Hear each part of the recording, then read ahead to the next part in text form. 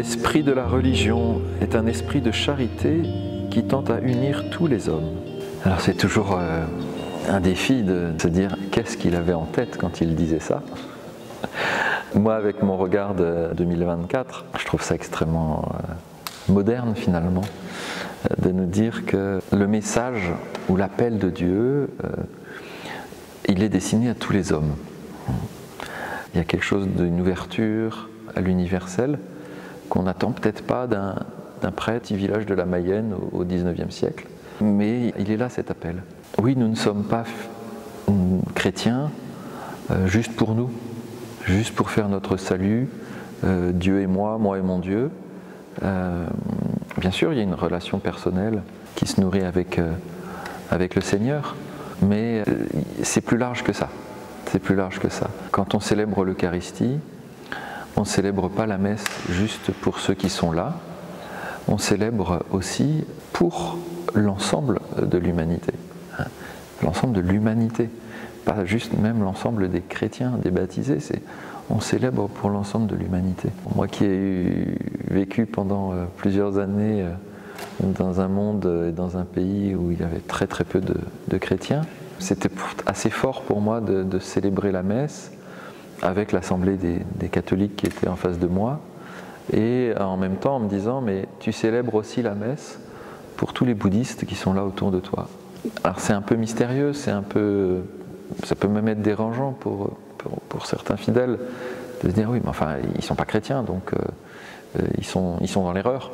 Ouais, oui et non. Pour moi je crois que chacun est en chemin. Alors évidemment, on est très heureux comme prêtre quand quelqu'un vient nous voir en nous disant « je voudrais connaître Jésus-Christ, je voudrais suivre Jésus-Christ », y compris quand ça peut l'amener effectivement à changer de tradition religieuse, à changer de religion, à se convertir à une religion qui n'est pas celle dans laquelle il a été éduqué. Mais en même temps, si j'avance crucifix en main en proclamant à tous les autres qui ne sont pas chrétiens qu'ils sont dans l'erreur, je ne risque pas de les amener à Jésus. Ce qui amène à Jésus, c'est la sainteté de vie des chrétiens, d'abord. C'est-à-dire qu'avant de connaître Jésus, les personnes voient vivre les chrétiens. Et c'est redoutable. Et nous, comme fidèles, comme prêtres, ça doit être un aiguillon aussi à notre vie de fidélité avec le Seigneur.